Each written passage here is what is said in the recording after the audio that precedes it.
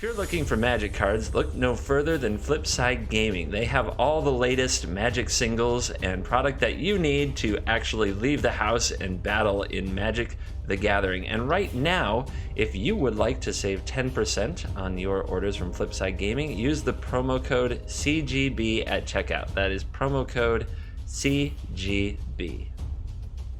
Hello and welcome back to another day in the arena. It's me, it's CGB, and this is part 2 of the Yuuya Watanabe Drake evolution. If you haven't seen the first one, I'll try to remember to put a link in the description so you can watch the first one for the profile on Yuuya Watanabe, some history on that player. But what I'm really looking forward to doing here is showing a very important characteristic of Magic that I don't know is always prevalent in other games. So if you're new to Magic or competitive Magic scene, this might be a really good opportunity to pick up some very important pointers. And it's mainly that decks change. As the meta changes, as the format evolves, decks should change. Even a great player like Yuuya Watanabe, who made top 8 at a Pro Tour, the highest level of Magic competition with a deck that we showcased last week, changes the deck. They didn't, Yuuya, he didn't get to that spot, the top 8 of the Pro Tour, and then say, I'm going to run it back. I'm going to run the same list next week. Not at all. Instead, he went to the next Grand Prix in Japan, and he placed top 16. Not top 8, but it's still hundreds and hundreds of players, so it's still very, very good accomplishment to be top 16. He placed 16th with this deck, which is what I would call an evolution of the Drake archetype. Most of the Drake decks that you see, the big hit is Arclight Phoenix, and apparently putting Arc doesn't get there. Arclight Phoenix is a card that pretty much everybody loves in standard and in modern formats right now. And there's no doubt why. When you cast 3 spells that draw you cards or kill things and then get a 3/2 flyer, it feels really great. For standard specifically, there are some problems. One, people are very prepared. There's a lot of exile removal available and ways to get in front of a 3/2 flyer, such as with a card like a Drake, that weren't there early in the format. And 2, there's a very specific cost to your Arclight Phoenix. You have to play a lot of cheap draw spells in your deck, and you have to play them on your turn before combat. That specific window of when you are forced to play your spells to make use of Arclight Phoenix actually takes away from the effectiveness of the Phoenix itself, at least in standard, because you just don't want to be in that spot. You don't want to be the one tapping 4 or 5 mana on a regular basis to try to bring back your Phoenix. It keeps you from playing what you would call reactive cards, but some cards that you'll see made it into this deck, such as Spell Pierce and in some cases Dive Down. And it keeps you playing at sorcery speed, basically. And a blue deck especially, with a control type nature, doesn't want to do that. Now, you could argue that the Drake's deck is not a control deck, but there are definitely matchups where it wants to be a control deck. When enough of those matchups become prevalent in the meta, then the Drake deck has to shift its focus. And with white aggro being so popular, with red aggro continuing to see some play, with Golgari getting more aggressive, with Wild Growth Walker shenanigans, you do need, and with other Arclight decks still being in the format, you want to be able to shift to that control mode more often. And what says control more than Niv-Mizzet? So this is the deck that Yuuya went to, cutting Arclight Phoenix and many of the cheap draw spells, but keeping sort of the core. You cut cards like Radical Idea and Tormenting Voice, which at sorcery speed and with their costs were not, at least for Tormenting Voice was sorcery speed. Radical Idea, it was the cost, which was the problem, which is basically 4 mana to see 2 cards. And with Tormenting Voice, it was that sorcery speed, plus you had to discard a card up front. If it got countered, you already lost the card. So those cards in particular getting the cut, along with Electromancer, which often died to shock too easily, made room for all the Drakes, some top-end cards like Niv-Mizzet and Ral, as well as a quasi-duplicate to really double down on the Drake fun. See, even pros can be spicy. And the 2 Search for Azcantas to also help take control of the game. Then we also have 3 copies of Dive Down, because the idea of protecting your Drake power or a Niv-Mizzet with Dive Down can be so backbreaking, and 2 Spell Pierces as well to defend your Drakes and your Niv-Mizzet, as the theory is you only need a few turns of a very powerful Drake or a Niv-Mizzet to completely end the game. So this deck plays more like control early, almost for certain, kind of an established control role that you're going to kill whatever the opponent plays. Then you want to drop a Drake, and you want to see if you can get untapped with it, defending it with Spell Pierce or Dive Down. And if you can do that, you'll probably win. If you can't do that, then the opponent is using all their mana, their resources, they're tied up dealing with your Drakes, and then they're not ready when Rawl and Niv-Mizzet show up, or when your Search for Azcanta flips and just starts value generating more and more threats and removals, and it just takes over, it spirals. So, that is a review of the deck. After this deck did well in the Japanese Grand Prix, Andrew Jessup, a very good Magic player on the Star City game circuit, used it in the standard portion of the SCG Invitational and won that event as well. So you can find a very, very similar list from Andrew Jessup. I believe the Quasi-Duplicate was replaced with a Spell Pierce. I'd have to look it up to be absolutely sure. But Andrew Jessup has a very similar list that won first place a few weeks later at the SCG Invitational. And Andrew Jessup is known for a very good metagamer in especially early in formats, but this deck developing late in the format, I think, handed an edge. Also, you can see Shenhar piloting a very, very similar list to the finals of the Magic World Cup and for Team Israel. So there's a lot of footage out here with the deck right now, and despite that, I'm still learning the sideboarding. I'd be completely lying to you if I said I had sideboarding all figured out right now. So I'm going to give a few decks and my impressions of how to sideboard for those matchups, but please, I am not an expert. In this specific case, I have a lot of Magic experience that I'm calling on, but I am not, in this specific case, my sideboard plans I think need work. So I'm being honest, stay open and be flexible. I'll give you my impressions to give you somewhere to start. So I hope you find that useful. If you want to skip ahead to gameplay, I totally understand. I don't blame you at all. There should be a timestamp in the description if you wish to do that. All right, let's do the sideboarding guide. First, we're going to talk about the Arclight Phoenix Mirror. This is one of the hardest ones I could think of to work on sideboarding for. I have all these cards that I want to bring in. They're all hidden over here. The extra Niv and the extra Rawl, so kind of moves things over when you do that. The extra Beacon Bolt. Anyway, weird interface. I can't just stack all the cards I want to bring in over here without moving stuff around, but we'll get to it. I have all these cards that I want to bring in, so I need to take out 8 cards. And honestly, there's so many things. Do you cut Shock? Are they the Goblin Electromancer version, and are they taking out their Electromancers? We talked about this in the last video. Go back and revisit it, that there's kind of the mind games of whether or not you keep Shock for Electromancer or not. Shock can also take out the Phoenix, but only temporarily. So whether or not you keep Shock is a really good question. One thing that I am happy to do is trim down on my Drake situation. So one thing that you can do is, actually I don't want to cut the dive downs. Not sure why I just did that. Let's see, very professional. Yeah, so again, the interface messing with me a little, but I do think that we can take out our Drake package. The reason for that is I think that they're pretty hard to defend. That Lava Coil will rise up and bite them very quickly, and instead I can be a control deck, so to speak. The Quasi-Duplicate can definitely come out without the Drakes, and what to put in its place. It does appear that we're probably going to need at least one.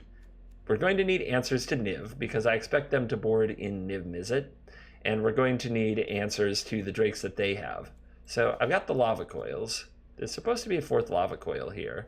I must have cut it by accident again. Sorry about that. Good old, this again, the interface, blame the interface. So that's the other card that could come out. But at the same time, whether or not to keep a Crackling Drake or an Enigma Drake, do you want the thing that's earlier to the battlefield? It's the most likely thing to get Lava Coiled. I guess I'd rather take less mana than more. And I still keep Dive Down because I want to protect Niv when Niv comes in, but I don't know if I want all three. It's a really tough matchup to sideboard for. So, what we have here from cutting the Drake package completely is we have all the Spell Pierces, we have the Disdainful Strokes, we have Murmuring Mystic, and we have Rawl, and we have Niv-Mizzet, and we have one Enigma Drake. I think that we can cut a Dive Down and bring back in an Enigma Drake, just so that we're not completely we never want to have like 2 Dive Downs, no creature, right? That's what we're trying to avoid. So now the plan is that the opposing Drake deck keeps trying to do the Arclight Phoenix thing, but we have a very reactive package. We can Spell Pierce their early cantrips and probably give them mana trouble. We can shock their Electromancer if they kept it. If you want to cut shock and bring in more Drakes, I think that that would be a logical option, although you could also go for Entrancing Melody, but I think it's too expensive personally to go for in this matchup. Disdainful Stroke is there to hit their Crackling Drakes, their Murmuring Mystics if they bring them in, their Rawls if they bring them in. Don't be surprised if they have a sideboard plan similar to yours. They might also bring in Entrancing Melody, which is interesting. But the early search for Azcantas are there, along with all the Lava Coils you can eat to throw at those Drakes. And Beacon Bolt's good against Drakes, good against Niv. So that's the idea, is to be very controlling and win the Niv-Mizzet war. You're a little more equipped to do it with Search for Azcanta, although they may board that as well. The other thing in the board that you might think about is Sarkhan. The reason I don't bring Sarkhan in against the Arclight Mirror is because it's very hard to defend it against all the Drakes and the Arclight Phoenix shenanigans. Sarkhan, in my opinion, tapping out for that does play into their hand a bit when they can bring back some Arclight Phoenixes and beat it into the ground. That said, it does require 2 of them, and if you notice that they're not going hard on the Arclight Phoenix shenanigans, bringing in Sarkhan and cutting Enigma Drake can make a lot of sense. On the play, it makes even more sense. So keep that in mind. If I take out Shock, I'm likely going up to 4 Enigma Drakes, and on the play, I probably want my Sarkhans, and on the draw, the Enigma Drake makes a lot more sense. So be fluid with this sideboarding. Still a work in progress for certain in the mirror. The next matchup that we will talk about is Mono Red. When you see Runaway Steamkin, this is what you should be thinking. Get low to the ground. Don't necessarily worry about how you're going to win. Given time, you will win. And once you take over the game, things become pretty easy from there. So instead, what I primarily want you to worry about is just making sure that you deal with their early threats and then have your creatures available. So the most important thing for this particular matchup is to cut out your big cards and your slow cards. I cut 1 Dive Down. That's because Dive Down requires a creature to be relevant at all. You never want to get stuck in a situation where you have 2 Dive Downs in your hand, but you can't get a creature to stick. It's also very hard to save your open mana in this matchup particularly. Plus, most of the time, the Drakes might eat 2 spells. Now, Lava Coil does mess with that, and you can't expect them to board in Lava Coil. Still, I don't want that many Dive Downs. The rest of the cards that you trim are too slow. Azcanta, you're too slow. Rawl, you're too slow. Niv-Mizzet, I love you, you're too slow. So those can come out. And what comes in instead, I like the 3 Entrancing Melody, steal their Steamkins, steal their Goblin Chain Whirlers, really steal whatever you can. Like, steal the first thing that you get an opportunity to steal, because then the opponent has to go through their own cards to get to you. If you have to steal a 1-drop, steal a 1-drop, however you need to do it. I love Murmuring Mystic for 5 toughness and gumming up the board. I love Fiery Cannonade, which is Nambo-ish with Murmuring Mystic, and it doesn't kill. Just remember, everybody, this is a pirate. It's not a monkey, but it's a pirate. It doesn't kill this. Remember that with Fiery Cannonade. But it does kill the wizards, and killing the wizards is pretty high priority. So I like to bring it in. I also like to keep the Quasi-Duplicate. It's kind of sketchy, and you may want to cut it for Beacon Bolt, because there can definitely be times when you get to 3 mana and you need something to do to interact with them, and you're looking at a Quasi-Duplicate. Not good, I know. However, I like it because once you stick a Murmuring Mystic or a Crackling Drake, if you draw this or have it in the graveyard, you can pull way ahead very quickly. So that's why I keep it around. The last card that you may want to bring in if you want to cut the quasi-duplicate, and on the draw you may definitely want to cut the quasi-duplicate, the Spell Pierce. Getting up to the third Spell Pierce, you can't interact with their spells for the most part. We're not a counter spell deck. So we interact with the creatures to keep our life total high. However, those draws of like all the Wizard's Lightning and Lightning Strikes can still get you, as well as risk factor. However, the one thing we have to combat that is catch them with a Spell Pierce. The later the game gets, the worse it gets. You also can catch an Experimental Frenzy with this, which is huge. So I do think that having a third Spell Pierce can be very good, especially on the draw. On the play, I don't find it as necessary, as usually you can get your Drake thing going, and if they play Frenzy, you just kill them with Drakes. But on the draw, you may really want your Spell Pierce. Also, watch out for Flame of Keld. Whether or not that is in the deck can also influence whether or not Spell Pierce is very effective. Flame of Keld can get around Spell Pierce easily, Frenzy cannot. So pay attention to what you're looking at there. If the answer is yes, and you're having trouble with giant Wildgrowth Walkers, a few Entrancing Melodies might be a good call. However, most of the time I do not like Entrancing Melody in the matchup very much, as all their creatures are basically value explorer creatures that get value for them and then don't do much for you. They're just fodder. But you should be ready in case it's a Wildgrowth Walker type thing. The other card that really fluctuates in usefulness is Beacon Bolt. Beacon Bolt is really good if they run Doom Whisperers, and you might want the second copy. I don't know if you want it at all if they don't run Doom Whisperer, although it can be a good out to a giant Wildgrowth Walker if you don't want to run the Entrancing Melody plan.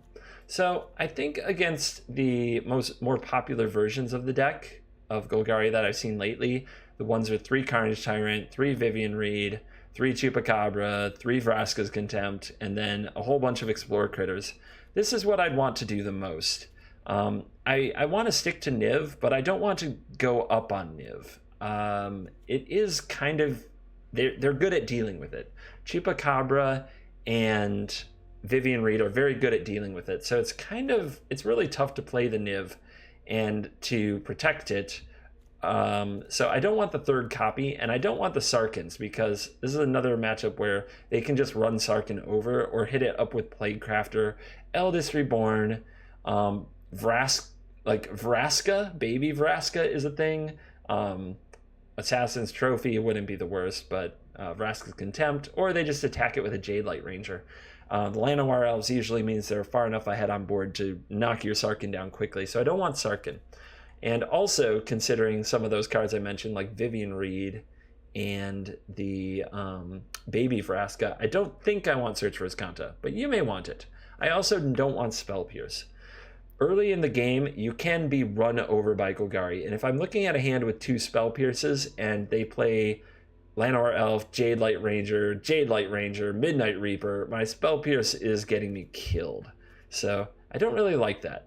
But this is the way that I've been running it so far, and I'm reasonably happy with it. The deck is decent in the matchup already, and I do think that you want to stick to your Drake plan and make it work despite all the things that the opponent throws at you, like the Chupacabras.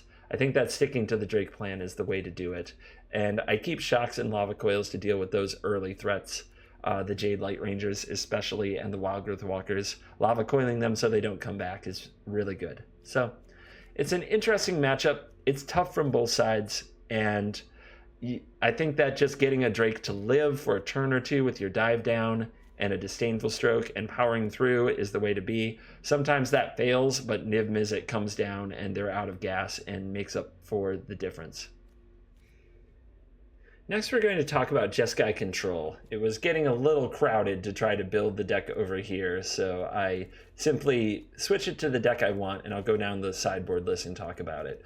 So Jeskai Control, what you can definitely trim on is removal. That's probably not a surprise to anybody. So trimming a Shock and taking out 4 Lava Coils. I do leave 3 Shocks. There is a Jeskai Control plan that revolves around sideboarding and Legion Warboss, which you may not expect the first time you play against Jeskai Control in best of 3. So if you're just getting into it, this may take you by surprise, and then it runs you over. So I like to leave some shocks in the deck to be prepared for this plan. Another plan that they sometimes run is Lyra Dawnbringer, which they might just... It's funny that Polyraptor comes up. But yeah, Lyra Dawnbringer is another card that can come out of the sideboard. And that would also make me want to leave in Beacon Bolt, but instead I have Rahl. If they tap out 5 mana for a Lyra, I can go 5 mana Rahl and hopefully minus it with enough spells to kill the Lyra. At least that's the plan. You may want to then bring Beacon Bolt back in if you see Lyra in game 2. So that's the idea of leaving shock in the deck. I just wanted to cover that quickly. I cut the Quasi-Duplicate because I think it's too cute against Jeskai control. They'll just do something unfun like kill the creature in response or counter the Quasi-Duplicate. Then I cut the Beacon Bolts entirely. We kind of covered that, but there are places where you bring them back in. Then I want to diversify my threats. That's because Ixalan's Binding is a pretty big beating on the deck. So I take out one of my Enigma Drakes and one of my Crackling Drakes just because you don't want one to get bound and be stuck with the other one. No to Star of Extinction. It's too expensive, even though it, in theory, can kill a Teferi. And Entrancing Melody, nothing to really take control of and not part of my plan there. And we bring in all the cards that aren't there no more. The extra Niv, the extra Rahl, the Murmuring Mystic for that threat diversification. If they Ixalan's Bind your Crackling Drake, you can still play a Murmuring Mystic. Both Sarkhans, try to sneak on the board and Niv them early and intensely. That's the plan. Then the extra Spell Pierce for even more interaction and 2 Disdainful Strokes. The matchup's pretty good. You have Spell Pierce, which is a pretty hard card for them to play with. 2 Disdainful Strokes after sideboarding really help out. Early in the game, if you can resolve a Search or a Sarkhan, it puts them on the back foot, and they have to respect your threats. Plus, they can't use typical removal like Justice Strike or Seal Away on them confidently, because Dive Down could just totally mess with that. Plus, if they handle all of that, Niv might just come down and wreck them. So this is how I would sideboard for wrecking Jeskai control. In an attempt to shorten the video, because there are so many decks in the meta, I'm going to do some quick hits in matchups where I think that the sideboarding is much more obvious. Against a very white aggressive deck, you definitely want to bring in Fiery Cannonade. You may or may not want Beacon Bolt, but obviously the Fiery Cannonade is a thing that you want, and you're going to want Murmuring Mystic to stop that aggression. What you're going to want to sideboard out are the much more expensive cards, such as Niv-Mizzet and Rahl Izzet Viceroy. Start at the top, sideboard them out. You may also want to cut a Dive Down, but leaving in Spell Pierce can be very, very good when it can catch History of Benalia, Pride of the Conquerors, Heroic Reinforcements, Experimental Frenzy after sideboard, and Conclave Tribunal. So consider your Spell Pierces sticking around. I would cut Dive Down before I would cut Spell Pierce for the white matchup. Next up, let's talk about the mono blue tempo deck. The Tempest Shin. This is a very similar idea, but in this case you definitely want all the Spell Pierces and probably need to cut all the Dive Downs. Other than that, also just get very low to the ground. Cut your most expensive cards. You may leave one Niv, as it can be such a huge finisher in the matchup. And consider cutting your slow cards like Search for Azcanta. Bring in all the removal that you can, like Fiery Cannonade, and in this case definitely bring in Beacon Bolt. Murmuring Mystic is also a really good swap in against the mono blue deck, because if you fill the skies with 1/1s, they have a hard time getting their Curious Obsessed creature through. As long as you stop the Mistcloaked Herald from carrying a Curious Obsession, that should be a pretty easy win from there. Then we're going to talk about Dimir. You know, these decks, Disinformation Campaign, that type of thing. This is a good spot to rely less on your creatures and more on the control side of your deck. I would bring in the extra Niv-Mizzet for sure. One of the things about these Dimir decks is they might hit your hand, but what you want to make sure is that you have some real haymakers in your deck. So I bring in all of my power threats. Niv-Mizzet, Rahl, Murmuring Mystic, Sarkhans, those can all come in. Quasi-Duplicate actually is pretty good because you can discard it to Disinformation Campaign, top deck a Drake later in the game, and then in one turn play Drake and Quasi-Duplicate. You do need a card in your hand, which can be tricky. I would also, I don't know if you want Disdainful Stroke. It's a bit too reactive in the matchup, and they can almost always play around it or take it out of your hand. But I do love Spell Pierce for being able to counter a turn 2 Thought Erasure. So with that all said, what do you cut? Just the aggro cards. They'll sit in your hand too long. Cut Lava Coil. Consider cutting the Shock because of Thief of Sanity, but you still want to cut most of them. And bring in Beacon Bolt because it can be played from the graveyard, so they can't like force you out of that situation. So yeah, take out the shocks, take out the lava coils, take out a few of the dive downs, and keep all the spell pierces. It's hard to set up the dive down thing when your hand is constantly under pressure, but having one or two off the top might be really useful. I believe there's like one, are there any other decks meta? I don't think that there's anything else top tier that I'm necessarily missing. Obviously there's still Esper Control, Merfolk on Arena still comes up, Merfolk and Vampires more than you think. Sideboard similarly to the white matchup. That stuff should come pretty naturally, I think. And I think we can leave it from there. I hope you enjoyed the sideboard guide. I hope that let me know what you think of the quick sideboard hits, or if you want me to really go over each matchup. Please let me know in comments if that was good or a bad way to do it, as I'm trying to figure out how to approach the video.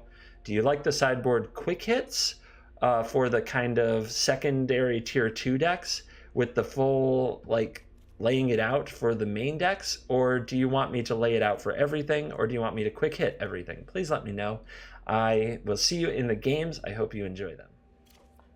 We can keep the hand. It has removal and it has some early plays. We've got the quasi duplicate, which is most likely getting binned to the Charter Course to be used later. So that's the plan. Am I paying 2 life to opt? I think so. I think it makes sense to pay 2 life to get our deck flowing as smoothly as possible. Green, green. Okay. Well, there's an Enigma Drake. Things are flowing smoothly. And another Charter Course is probably good. Let's fire this off. All the Drakes. Let's drop Quasi Duplicate off. It can show up later. Thanks to the Jumpstart ability. 3 green. Did you keep a hand with Steel Leaf Champion, perhaps? Threshing Brontodon. That's interesting. I believe we can straight up go for a Drake here. This creature would need a pump and some help to do anything like Prey Upon or Rabid Bite. So we can get the party started. There's an attack. Let's not block.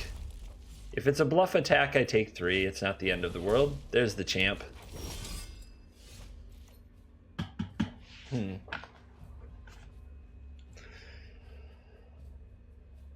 It's tempting to keep the Drake train running. They're very good at racing, but are they good at racing this? We also don't want to see a Galta from the opponent. So do I pay 2 life? So here's what's up. What we're probably doing is playing the Charter Course. Should I attack first and a Charter Course for 2 to see if I draw a land so I don't have to pay 2 life for the Lava Coil? Or do I Lava Coil first to do an extra damage with the Enigma Drake? And I think that since I'm at 15, my life total matters more. So I'm going to attack. No, maybe I'm not attacking at all. Maybe I'm going to D up against the Brontodon. No, I really want the 2 cards. Opponent's getting impatient. It's actually it's an interesting choice. It's one of those cases where I'm not sure what the right play is, and it does turn out that we saved the 2 life, which wasn't guaranteed. We may not have drawn a land there. So, yeah, strange spot. I think both lines are good. It's hard to, but the tiniest things can make a difference. All right, Goreclaw comes down. That's scary. Our opponent at 17.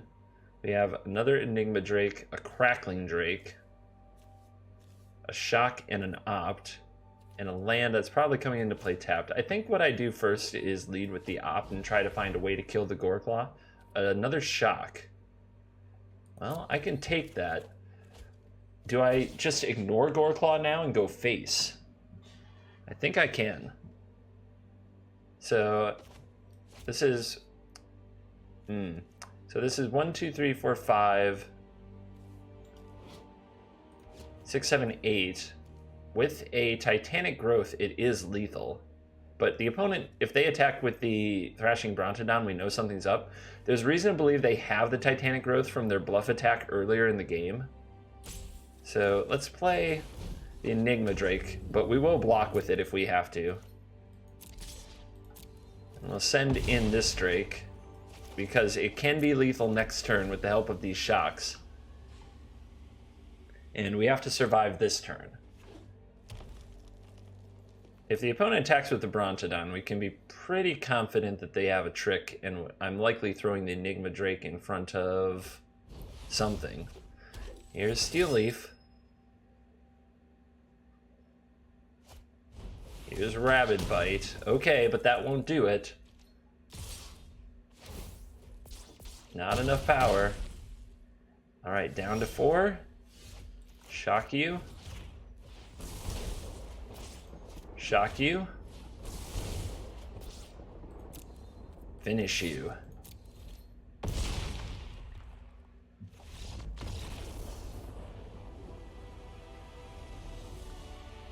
All right. The deck has a lot of powerful creatures at pretty low cost, so I think this is a good time for Entrancing Melody. Murmuring Mystic isn't very good. The Trample, either from Goreclaw or Friends, is a big pain. I think Disdainful Stroke to take out the larger dinos is good, but Carnage Tyrant, it isn't good against that. Lava Coil can definitely come in. Beacon Bolt can come in. I think Rahl can kill some things. What can get cut? Definitely the Spell Pierces.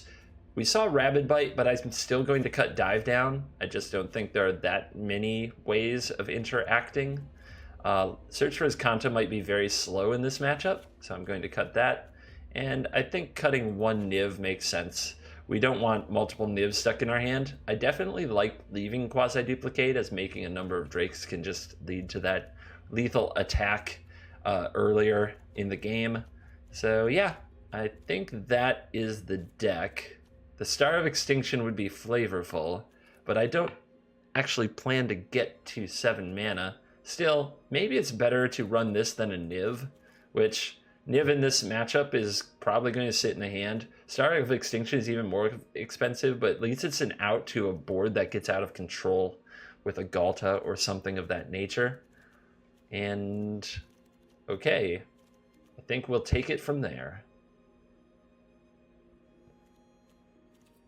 Actually, with the Entrancing Melodies, the Search for Azcantas could be very key, as well as the Star as a ramp spell. So I'm going to go back on that one, and I think Rahl, you can hit the brakes. All right, let's roll. The Rahl might be really hard to defend, and also the minus to do damage might not be enough with the size of these creatures. And the Star of Extinction isn't out against Carnage Tyrant. It's slowish, but we do have Drake on 3, so let's see what happens. And our elves, the card you need. But yeah, this is looking scary. This is runaway train, never coming back. They did not have the champion there, but I think I leave up Disdainful Stroke here, because they would only keep this hand if they had Nullhide, Ferox, or Goreclaw. Right? Right? Right? Something. Territorial Allosaurus. Okay. Disdainful Stroke that. And let's pay 2 life and get a Drake going.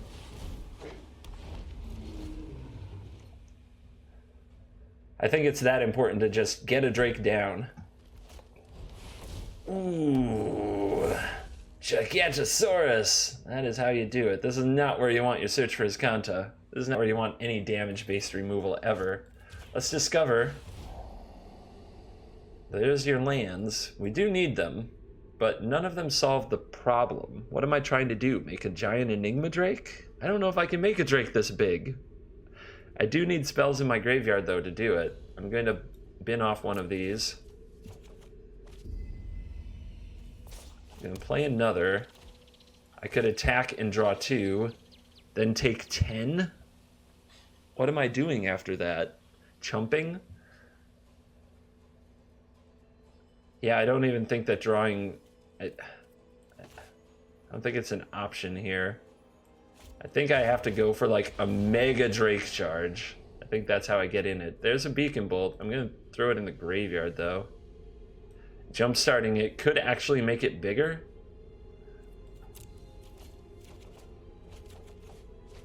Two Charter Courses. All right, get them. This is not good. Watch Goreclaw come down now, just to make it worse. Oh, that's... I should have said Galta, I suppose.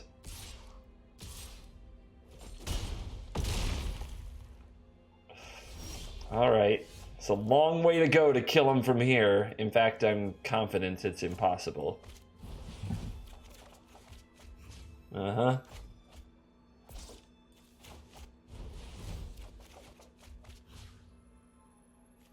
Another chart. Throw that away. Pay 2 life. Go to your face, and that's the best we can do. All right, concede. Ugh. Man, oh man, that elf living was, I think, the death of us. So, does any of this help with that? No? None of this would help with that. So, I'm going to stick to the plan. And this time, hopefully, on the play, we can shock that elf and be okay. Holy smokes.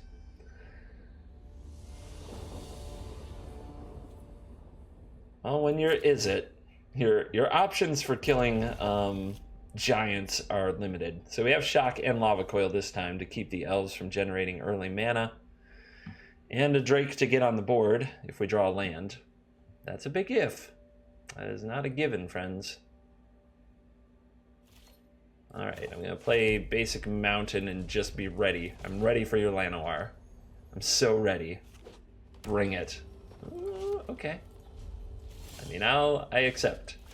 I'm going to pay the 2 life and use the Charter Course right away, since I want to play the Drake on time. I think that discarding the Quasi-Duplicate makes sense, as we can always jumpstart it. Elfhelm Druid. Okay. Tough choice, but we saw what happens if we let the elves run out of control last game, so that's gotta die. And then let's keep the mana moving forward and get a Drake online next turn. Okay, 2 lands. It's not bad. We definitely do need to hit our land drops. So I'll keep. It might get floody, but I don't want to be too greedy. I think we've got a good shot at this, especially with that turn gives us a really good shot at this. So here comes the Drake. We'd rather play this one because we might exile the Quasi-Duplicate, which not only pumps the Drake from exile, but also draws an extra card. And there's Ferox. It's big. It is big. There's Search for Azcanta. What do I want to discard? If I discard the Lava Coil, that makes the best clock. I can also play Search for Azcanta, which might bin another spell next turn. If I discard Lava Coil, this hits for 6. And then the next turn, the double Drakes can probably end the game. Our opponent would have to pay 2 mana and Rabid Bite, and I think that the Drakes would be big enough to even kill in response. So let's fire up. Target you. Discard you. I know that the Azcanta is probably too slow, but I actually want the pump on the Drakes. Like, I'm specifically discarding Lava Coil to make my Drakes bigger. And now we'll hit the opt and keep the shock on top, because that can definitely end the game.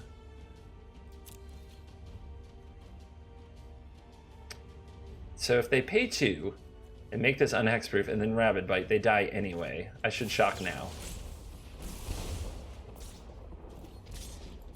Alright.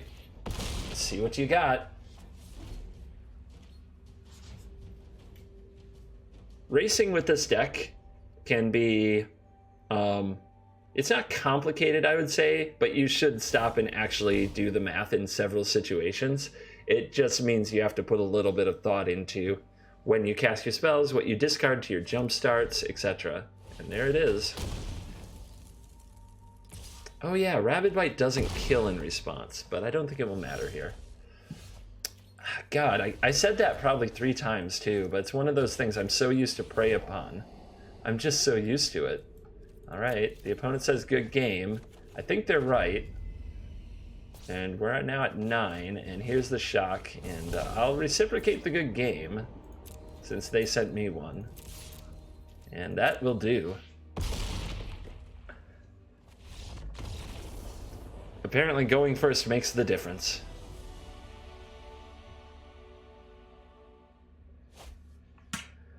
I don't think I can keep this. 5 lands and 2 Lava Coils might be really bad. So, against control, for example, it does nothing. Now, this has no removal, but has a dive down for an Enigma Drake on the draw, and a Niv with 4 land. I have to bottom you. Oh my god. These hands are so awkward. I just don't think I can keep that. Oh my god. More land. Alright. I'm going to try to shape up here. My hope is dwindling that we can even have a good game here. Sapling Migration. Looks like tokens.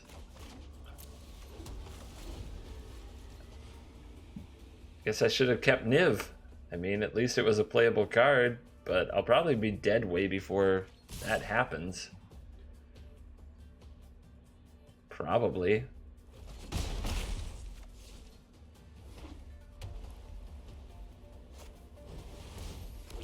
Uh-huh. Okay, I'm not going to show any of my deck. I'm just... this is unwinnable. This is completely unwinnable. Tilt. Anyway, I don't want to give them any idea of what I'm playing. Let them prepare for an Arclight Phoenix type build. I'm bringing in Fiery Cannonade. I'm bringing in Star of Extinction. It looks like a token deck. So Murmuring Mystic you get to come in too. I don't think Entrancing Melody is particularly good against them. Stealing an Amara comes to mind, but I don't think that's what I would call good. And obviously Tristana is a total nombo here. Disdainful Stroke is very good against March of the Multitude. Spell Pierce is good against a number of things. And again, the flyers are just a ton of pressure. I don't think I take this to Turbo Niv mode though. Although that could be very strong here. It's not like they have a ton of ways to interact with that. The Quasi-Duplicate can probably go. The Lava Coils, I don't know if they are any good. The only thing I'm really thinking about using them on is what? Amara? I guess they take out Tristana. We can't really shave on that. Probably trim a dive down. They only have a few Conclave Tribunals, and I definitely don't want to draw 2 to clog up the hand. Plus we have a ton of threats coming in. Yeah, maybe I don't need dive down at all. Time's running low. I'm going to cut the Azcantas, I think. Don't think I can really stay in full control type mode. Maybe we can trim Beacon Bolts. Yeah, it can be trimmed. And so can Enigma Drake since we brought in the Sarkans. Alright, let's try this.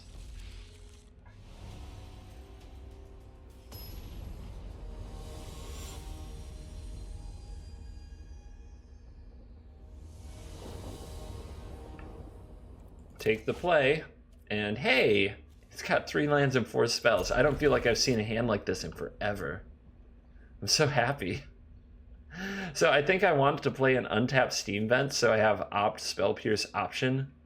I can Spell Pierce a Legion's Landing or a Flower, which can be nasty. And then I can play my Guildgate next turn, because I don't actually have a 2-drop. So I can go 1-drop, 1-drop, 3-drop. as my curve. All right.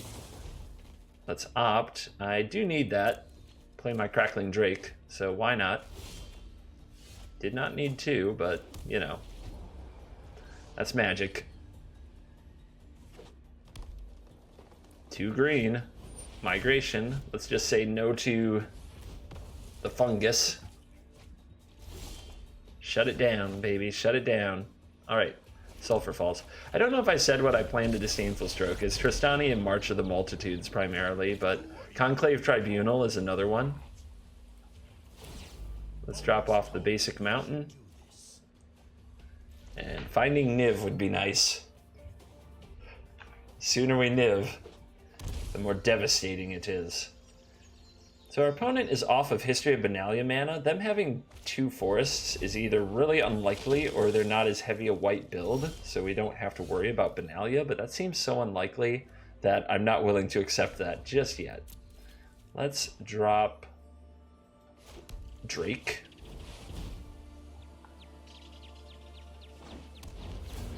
Pairs up great with an Adanto Vanguard, that's for sure.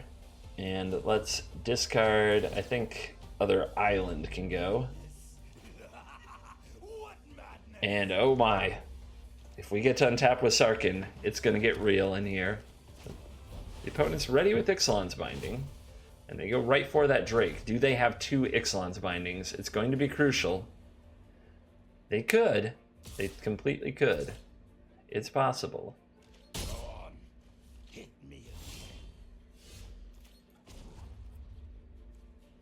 2 mana. Let's go for it, because we don't have the mana otherwise, so we may as well slam this and see what happens.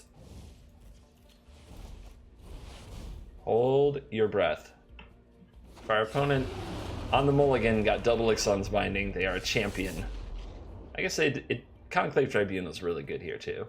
But if we untap from here, it's just game. There's Imara. Feels like a Tribunal. It's not a Tribunal. Well, machine gun time. Target your Vanguard. You want to pay life for that? It'd be a really good way to get some life. No, they do not. I had a feeling they wouldn't.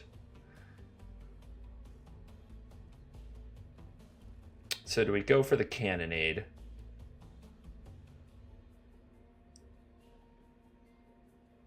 I'm also trying to decide if I'm looting here. I think I can discard this land. I know what I'm doing. Head upstairs. All right. Let's bring the Niv to you. And let's cast Chart of Course. And I don't really care since I have the Cannonade, right?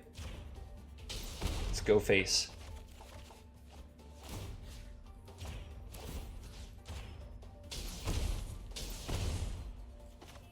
So this is 1, 2, 3, 4, 5, 6, 7. Not enough to be lethal, so we'll end the turn there.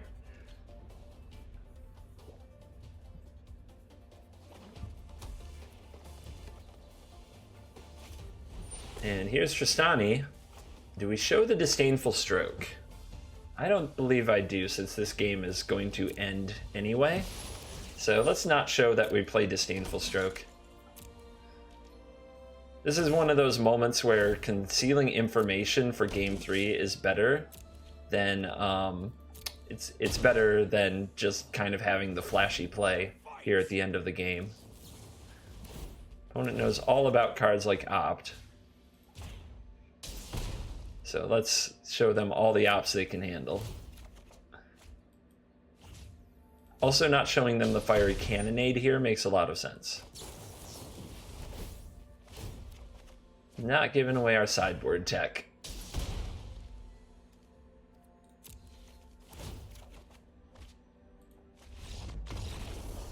Alright.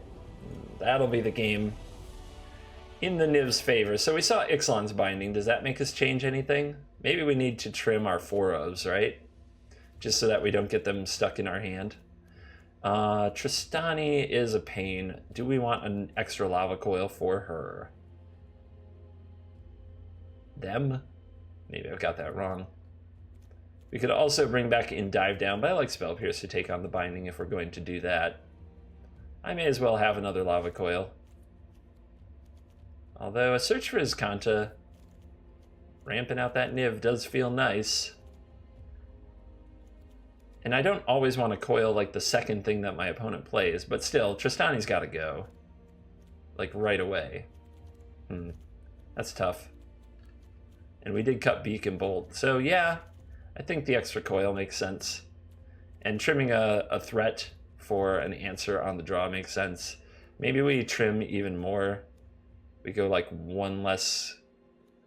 Niv getting bound would be really bad. We could go one less, but you saw ramping it out there was so good.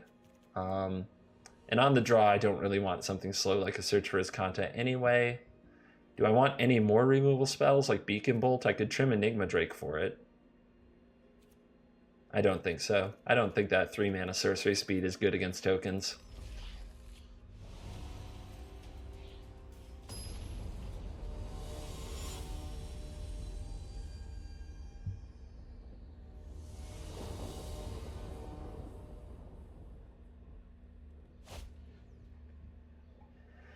Okay, another mulligan.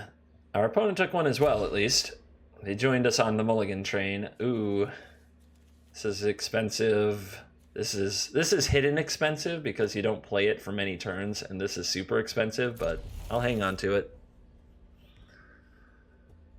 And a land on top. I do suppose I need them. Plus, it keeps me from having to take damage to opt right away. There's the flower we didn't get to Spell Pierce last game. It would just have made my day. They keep a 1-lander and you Spell Pierce it. Ooh. But not to be, not to be. No turn 2 card. This is almost certainly a History of Benalia coming down. And I don't have a Niv in this hand, and I don't have a way to protect this Sarkhan. So I think that's going to be too slow and too vulnerable. So I'm going to bottom it. Ooh, that Spell Pierce draw. That's pretty clutch. I think I'm playing double island so I can opt and Spell Pierce here. Unlike the Arclight Phoenix builds, timing your opt, like saving it till you can do it on your own turn, doesn't make a lot of sense. It's not a thing that's important in the matchup. Alright, Enigma Drake. Join me. But do we play it now? I don't think so. I do not think we play the Enigma Drake now. I think I want to protect it. Ixalan's Binding is a very expensive card to get Spell Pierced.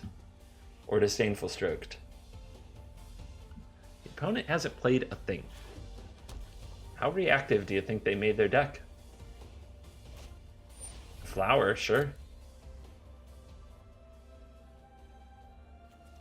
If they're too reactive, if they're not applying pressure, they did mulligan. Keeping an awkward hand is something you get into when you mulligan. Alright, I've got a Drake. It's not a very threatening Drake. It's just a Whittle Drake.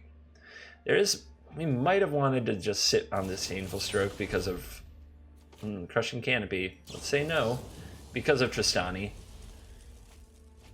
But let's see, if the opponent untaps an Ixalan binding this, then they're doing it. Crushing Canopy coming in. Destroy target creature with flying. Destroy target enchantment. It's quite the bug you got there. Okay. They have an Adanto. And they have a Tribunal. Good turn. Adanto also survives the star. There's Niv. Okay. So how long do we wait for Niv? Our opponent only has 2 cards. Let's see what they go for here. Thorn Lieutenant, you. Gross. And, oh, that's their last card, and we can Disdainful Stroke it, so that's a big deal. Disdainful Stroke catching that Loxodon. And now it's down to a top deck. Can the opponent top deck an Ixalan's Binding here? Or something like it? Can they do it? Niv, not the greatest against a Thorn Lieutenant, and with my only spell being Star of Extinction, Things aren't perfect. So what's the top of the deck? What does it do? We can't block the Thorn Lieutenant because of the pumps.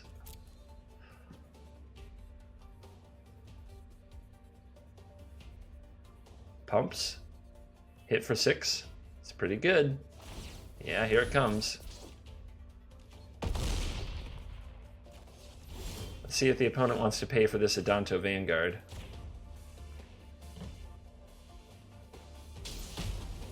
They do not. Good choice. Let's see if they want... Let's see what they... This is a really good draw to take care of the Thorn Lieutenant. There's the token. There's the trigger. So we also get to take out the token. Nasty draw. But we brought in the 4th Lava Coil for a reason. And I guess you got to see it. Let's go, Dragon. We know their last draw was not a Conclave, Tribunal, or a Binding. Will their next draw be what they need? They're looking at the card. They're passing the turn. I'm going to opt first. I don't know if my opponent might have Seal Away, Settle the Wreckage, or some nonsense of that nature. Spell Pierce off the top. Land to the bottom. Shock. I'm going to keep firing away. See how low I can get my opponent without exposing Niv to an attack. And it looks like that's where it ends. What do you guys think? Run into that settle or not? I don't think that the opponent would have... So what the opponent did last turn is they drew and they attacked and they pumped a Thorn Lieutenant. If they had drawn a settle, they wouldn't have done that. They could have drawn it this turn.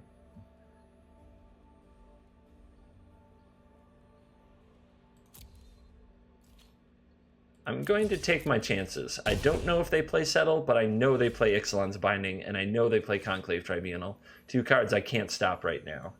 So we're going to be brave, and we're going to attack with our Niv.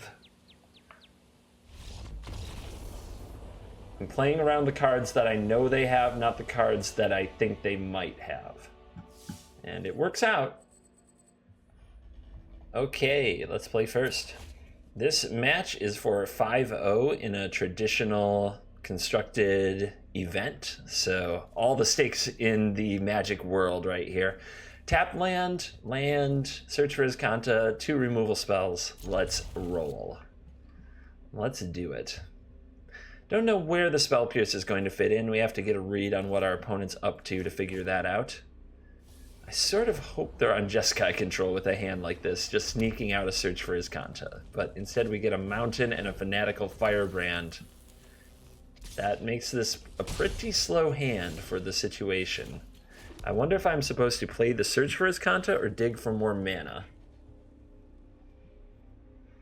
I feel like sculpting the future turns here is better than playing the search. So I'm going to go with the Discovery. And there is an island, we need it, and a shock, we need it. So, an excellent pair of cards to see. But we don't have life gain. It's very important that we slow the bleeding as soon as we possibly can. The closest thing we have to life gain are counter spells, countering burn. Okay, Electrostatic Field hitting the battlefield.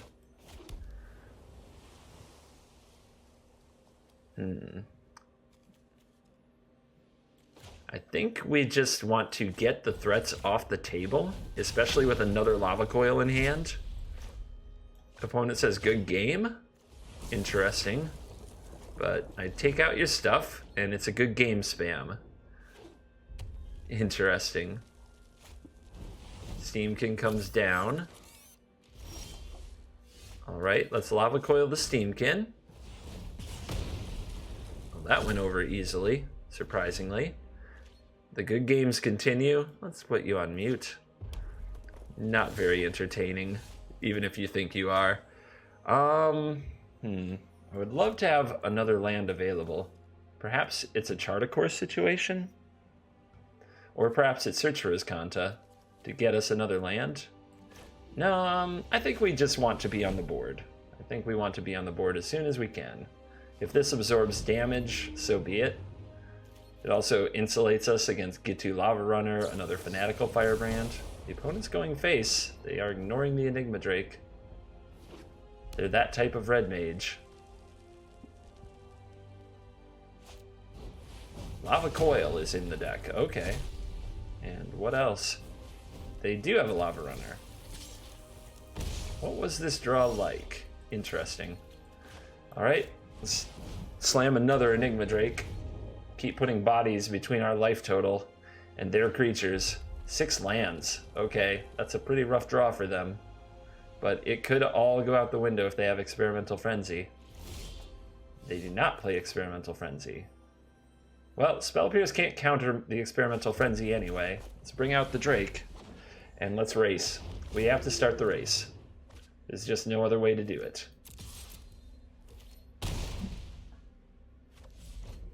We can't win the super long game. They'll eventually draw enough burn, or they might hit a Frenzy. And Spell Pierce does nothing, so we gotta do the damage. The opponent not attacking. I wonder if that means their last card is not some kind of shock or strike. As you'd usually, I think, want to trade off your... You'd want to get a Drake off the board, and it's a Banefire. Holy cow. Alright. It's like that, my friends. So, we want to grow a giant Drake. It would be nice to kill the Lava Runner, but we do need to race. We can't sit back and stare at this Lava Runner. I think what I want to do is discover... Chart can probably discard Spell Pierce, make this Drake as big as possible, and hit them in the face. An Opt is there. I guess I can cast that Opt. I'll get rid of the land. Don't think I'm going to need that at all. Let's see what we hit with the Opt. Another Drake is really good. I will take it. I can play it next turn. Let's do the Chart of Course now, so we hit for extra damage. Spell Pierce can go in the graveyard where it's hitting for more damage, and that's 8 damage. So that means if they don't kill the Drake with the top of their deck or our face, we win this game. And their flood was pretty intense. It was a pretty intense flood. Maybe that's what the good game spamming was all about. So against mono red, let's get down as low as we can. This does not kill Fanatical Firebrand, which is frustrating, but it can kill multiple Lava Runners, wizards, basically. And let's get the Lava Coil in there. The Entrancing Melodies as well. We can take a Steamkin. Murmuring Mystic cranking out birds can be helpful. Disdainful Stroke, I don't really want. Not when I have Spell Pierce. Spell Pierce to counter Frenzy is a lot better than Disdainful Stroke to counter Frenzy. Let's cut the expensive stuff. I love you, Niv, but not today. Once we take over the game, we usually don't need expensive cards to win. And Beacon Bolt is another very, very expensive card. Quasi-Duplicate is too risky for the matchup. Search for Azcanta is very slow, as you saw in that game, never really happened. And Dive Down is a little conditional. It's really great to have one, but you don't want a bunch of them clogging up your hand when you need to be on the board. You need creatures and removal spells instead. I wonder if that's good enough reason to run Beacon Bolt instead of the Dive Down. Actually, the Quasi-Duplicate might be really good here, just to have more Drakes. Might be better than a Dive Down. Because if you have 2 Dive Downs, no Drakes, if you have a Quasi-Duplicate, 1 Dive Down, and you draw a Drake, I don't know. Maybe I'm going in circles, but I think... I don't think this is a terrible idea. This configuration doesn't bother me. Alright, let's go get them. They will be on the play. Having a shock or multiple Lava Coils in the opening hand will be critical. Entrancing Melody is mostly for Runaway Steamkin. We might snag a Chain Whirler with it, but we're kind of into snagging whatever we can with Entrancing Melody, just to get their creatures away from them. You can barely interact with their face damage with Spell Pierce, so you need to interact with their creatures early and often. Another mulligan, but there's a shock hand. And we need a mountain. We need land. This is a very scary hand to keep. There's the Lava Runner. Alright. I'm going to take 2, and I'm going to kill it right away. because I think it would deal 2 damage to me over time anyway, and I want to keep up on the board. Let's count their good game spam, just as a fun experiment. That's 1. Let's dig. I really want a Lava Coil for a Goblin Chain Whirler. The opponent playing nothing on turn 2 does look like a Chain Whirler is certainly in their hand. I suppose I could keep an Enigma Drake, and we do need the land for sure. Alright, I'll keep both of you. The opponent will definitely also have brought in plenty of Lava Coil. And they don't have the Chain Whirler, so that's good for us. Let's throw our first Enigma Drake into a Lava Coil. 2 good games.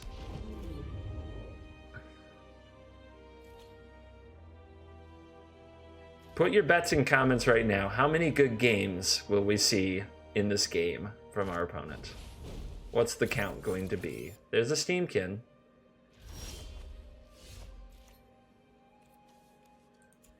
Let's discover another land. We do, especially an island. We need an island here. Those are not it, but it super pumps the Drake. And since we're Drake pumping, let's fire off another shock on this runaway Steamkin. A shock in response is an option, but it won't save the Steamkin. They would need something like a pump spell, something like Integrity. 3 good games.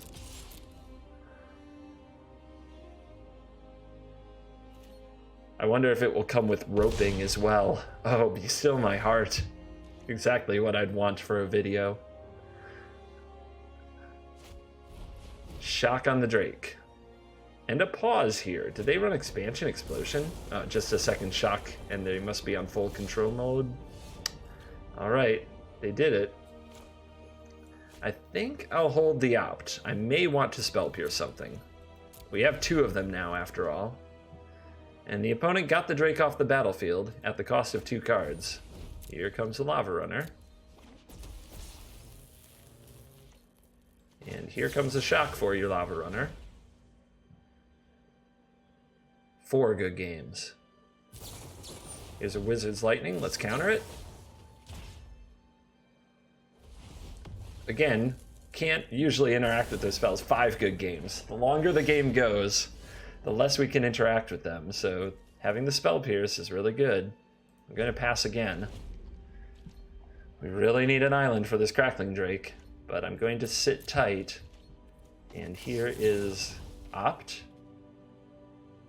And there's the island. Do I wait for 1 more so I can Spell Pierce a Lava Coil? It's possible. But they didn't have Lava Coil for the Enigma Drake. It's possible they've drawn it since then, but let's make them have it. And we have more threats. Hopefully we can draw into. There's the Quasi-Duplicate.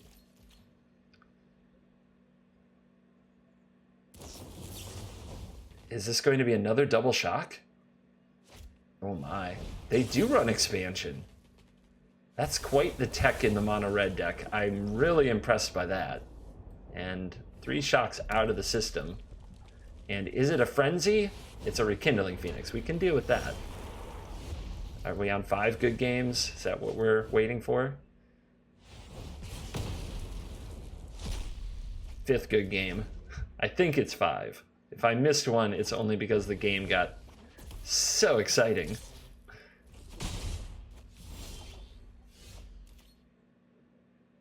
Let's try charting a course here. I think it's Spell Pierce's time is come and gone. Although the dive down, not doing much here. And I'm going to dig with Discovery as well. More land. No, thank you. I need a threat. Okay, another Discovery might get us to 1.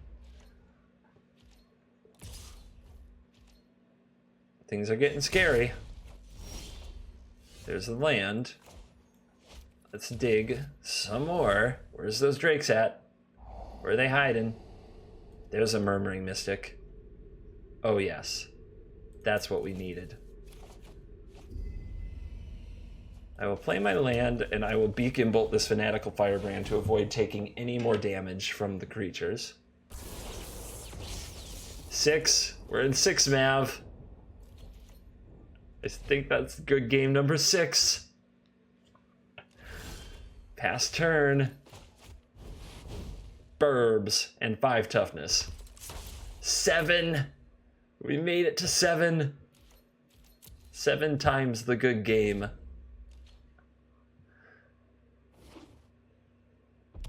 Will it be Banefire? It will not be Banefire.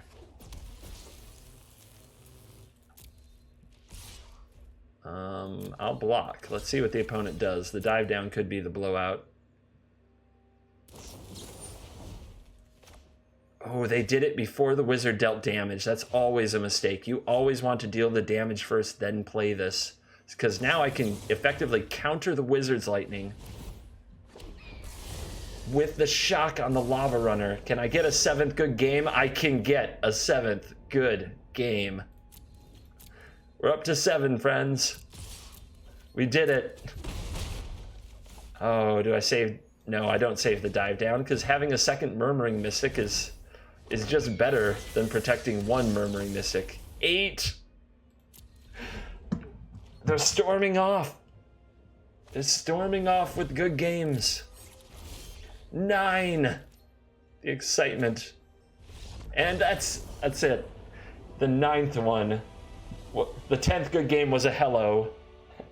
The 9th one ended it. And that, my friends, is 5-0 with the remix of the Drake deck. Let's see what we get for a prize. Some gold, a flagship, Awakening Sun's Avatar, a Midnight, a Reaper. Thank you for watching this video. I hope you enjoyed this run with the remix of the Drake's deck. It is a very different take, and it's different to play, and pretty difficult. I'm still figuring out sideboarding for myself, but I also really enjoyed the games, especially our final battle with the arch nemesis of Nemesis Red. Thank you so much for watching the videos. Remember to check out sponsors Flipside Gaming using the code CGB at checkout to give yourself a discount. It supports the channel, and hauntedflower.com, some wonderful Christmas gifts or after Christmas gifts, maybe the things you didn't get that you'd like to get for yourself, available on hauntedflower.com. You can also search for Haunted Flower on Amazon. We have items available there, so if you're looking for something to use that Amazon gift card on, you can go to amazon.com and search for Haunted Flower to see some of our items there on amazon.com as well. Thank you for watching. I'll see you in the next video.